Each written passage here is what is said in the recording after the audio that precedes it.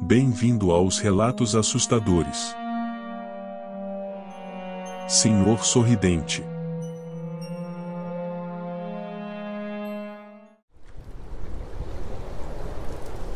Durante a minha infância, minha família era como uma gota d'água em um vasto rio, nunca permanecendo por muito tempo em um só lugar.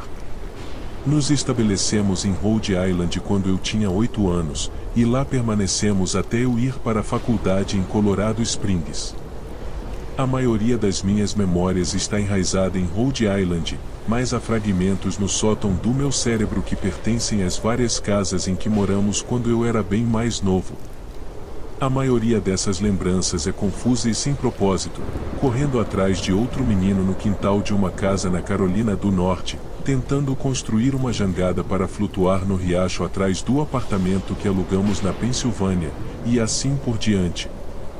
Mas há um conjunto de lembranças que permanece tão claro quanto vidro, como se tivesse acontecido ontem. Muitas vezes me pergunto se essas memórias são apenas sonhos lúcidos produzidos pela longa doença que tive na primavera, mas no fundo do meu coração, sei que são reais. Estávamos morando em uma casa nos arredores da movimentada metrópole de New Vineyard, Maine, com uma população de 643 habitantes. Era uma estrutura grande, especialmente para uma família de 3 pessoas. Havia vários quartos que eu não vi nos 5 meses em que moramos lá. De certa forma, era um desperdício de espaço, mas era a única casa disponível na época, pelo menos a 1 hora de distância do local de trabalho do meu pai. No dia seguinte ao meu 5º aniversário, celebrado apenas pelos meus pais, fiquei com febre. O médico disse que eu estava com mononucleose, o que significava nada de brincadeiras bruscas e mais febre por pelo menos mais 3 semanas. O momento era horrível para ficar de cama. Estávamos no processo de empacotar nossas coisas para nos mudarmos para a Pensilvânia, e a maioria das minhas coisas já estava empacotada em caixas, deixando o meu quarto vazio. Minha mãe me trazia chá e livros várias vezes ao dia, e esses serviam como minha principal forma de entretenimento nas próximas semanas. O tédio sempre espreitava ao virar da esquina, esperando para aumentar a minha miséria. Não me lembro exatamente de como conheci o Senhor Sorridente. Acho que foi cerca de 1 semana depois de ser diagnosticado com mononucleose.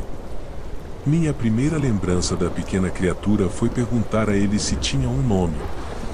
Ele me disse para chamá-lo de Senhor Sorridente, porque sua boca era grande.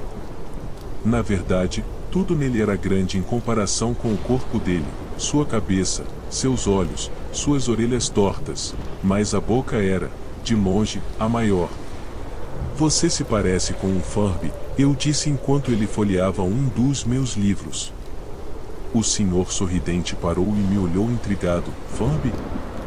O que é um Furby? Ele perguntou. Minha mãe veio até mim numa manhã e me disse que eu tinha permissão para andar do lado de fora. Ela achava que o ar fresco seria bom para mim, especialmente depois de ficar confinado ao meu quarto por tanto tempo. Extasiado, calcei meus tênis e saí para a entrada, ansiando pela sensação do sol no meu rosto. O Senhor Sorridente estava me esperando.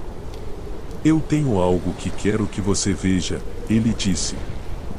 Devo ter feito uma expressão estranha, porque ele disse, vê seguro, eu prometo. Eu o segui até o início de uma trilha de cervos que passava pela floresta atrás da casa. Este é um caminho importante, ele explicou. Eu tive muitos amigos da sua idade. Quando estavam prontos, eu os levava por este caminho, para um lugar especial. Você ainda não está pronto, mas um dia, espero levá-lo lá. Voltei para casa, imaginando que tipo de lugar existia além daquela trilha. 2 semanas depois de conhecer o Senhor Sorridente, a última carga das nossas coisas tinha sido empacotada em um caminhão de mudanças. Eu estaria na cabine desse caminhão, ao lado do meu pai, para a longa viagem até a Pensilvânia. Considerei contar ao Senhor Sorridente que eu estaria indo embora, mas mesmo com 5 anos, eu começava a suspeitar que talvez as intenções da criatura não fossem para o meu benefício, apesar do que ele dizia. Por esse motivo, decidi manter minha partida em segredo. Meu pai e eu estávamos no caminhão às 4 da manhã. Ele esperava chegar à Pensilvânia até o horário do almoço do dia seguinte com a ajuda de uma oferta interminável de café e uma caixa de energéticos. Parecia mais com um homem prestes a correr uma maratona do que com alguém prestes a passar 2 dias parado. Cedo o suficiente para você? Ele perguntou. Eu balancei a cabeça e encostei a cabeça na janela, esperando dormir um pouco antes do sol nascer. Senti a mão do meu pai no meu ombro. Esta é a última mudança, filho, eu prometo. Eu sei que está sendo difícil para você, tão doente como tem estado. Assim que papai conseguir uma promoção, podemos nos estabelecer e você pode fazer amigos. Abri os olhos enquanto dávamos marcha ré na garagem. Vi a silhueta do senhor sorridente na janela do meu quarto. Ele permaneceu imóvel até o caminhão estar prestes a virar na estrada principal. Ele deu um pequeno e piedoso aceno de despedida, uma faca de cozinha na mão. Eu não acenei de volta. Anos depois, voltei a New Vineyard.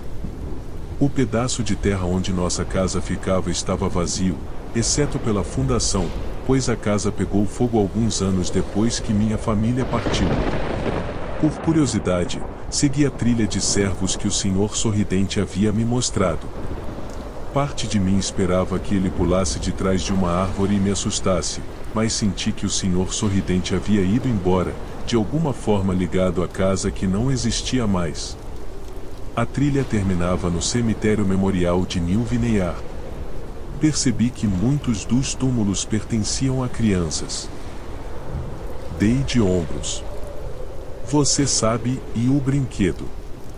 O bonequinho com as orelhas grandes. Você pode acariciar e alimentar, quase como um animal de verdade. Ah! O senhor sorridente retomou sua atividade. Você não precisa de um desses. Eles não são iguais a ter um amigo de verdade. Lembro-me do senhor sorridente desaparecendo sempre que minha mãe passava para me verificar. Eu fico embaixo da sua cama, ele explicou depois. Eu não quero que seus pais me vejam, porque tenho medo de que não nos deixem mais brincar. Não fazíamos muita coisa durante esses primeiros dias. O senhor sorridente apenas olhava para os meus livros, fascinado pelas histórias e imagens que eles continham. Na 3ª ou 4ª manhã depois de conhecê-lo, ele me cumprimentou com um grande sorriso no rosto. Eu tenho um novo jogo que podemos jogar, ele disse. Precisamos esperar até depois que sua mãe venha verificar você, porque ela não pode nos ver jogando. É um jogo secreto. Depois que minha mãe entregou mais livros e refrigerante no horário habitual, o senhor sorridente saiu debaixo da cama e puxou minha mão. Precisamos ir para o quarto no final deste corredor, ele disse. Eu objetei no início, pois meus pais haviam me proibido de sair da cama sem permissão deles, mas o senhor sorridente persistiu até eu ceder. O quarto em questão não tinha móveis ou papel de parede. Sua única característica distintiva era uma janela oposta à porta. O senhor sorridente atravessou o quarto e deu um empurrão firme na janela, abrindo-a. Ele então me chamou para olhar para fora, no chão abaixo. Estávamos no 2º andar da casa, mas como ela estava em uma colina, e dessa perspectiva a queda era maior do que 2 andares devido à inclinação. Gosto de brincar de faz de conta aqui em cima, explicou o senhor sorridente. Finjo que há um grande trampolim macio abaixo desta janela, e eu pulo. Se você fingir com força suficiente, você volta a subir como uma pena. Eu quero que você tente.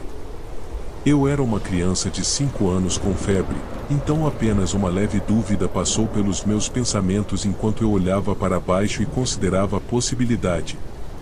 É uma queda longa, eu disse. Mas isso faz parte da diversão. Não seria divertido se fosse só uma queda curta. Se fosse assim, você poderia muito bem pular em um trampolim de verdade. Eu brinquei com a ideia, me imaginando caindo pelo ar fino apenas para voltar à janela em algo invisível aos olhos humanos. Mas o realista em mim prevaleceu. Talvez em outro momento, eu disse. Não sei se tenho imaginação suficiente. Eu poderia me machucar. O rosto do senhor sorridente se contorceu em um rosnado, mas apenas por um momento. A raiva deu lugar à decepção. Se é o que você diz, ele disse. Ele passou o resto do dia embaixo da minha cama, quieto como um rato. Na manhã seguinte, o senhor sorridente chegou segurando uma caixa pequena. Quero te ensinar a fazer malabarismos, ele disse. Aqui estão algumas coisas que você pode usar para praticar, antes de eu começar a te dar lições. Olhei na caixa. Estava cheia de facas. Meus pais vão me matar, eu gritei, horrorizado que o senhor sorridente tivesse trazido facas para o meu quarto, objetos que meus pais nunca me permitiriam tocar. Vou levar uma surra e ficar de castigo por um ano. O senhor sorridente franziu o senho. É divertido fazer malabarismos com essas. Eu quero que você tente. Empurrei a caixa para longe. Não posso. Vou ter problemas. Facas não são seguras para jogar no ar assim. A carranca do senhor sorridente se aprofundou em um semblante de desagrado. Ele pegou a caixa de facas e deslizou debaixo da minha cama, ficando lá o resto do dia.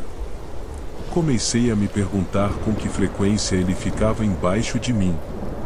Comecei a ter dificuldade para dormir depois disso. O senhor sorridente muitas vezes me acordava à noite, dizendo que colocou um trampolim real sob a janela, um grande, que eu não conseguia ver no escuro. Eu sempre recusava e tentava voltar a dormir, mas o senhor sorridente persistia. Às vezes, ele ficava ao meu lado até de madrugada, me incentivando a pular. Ele não era mais divertido para brincar.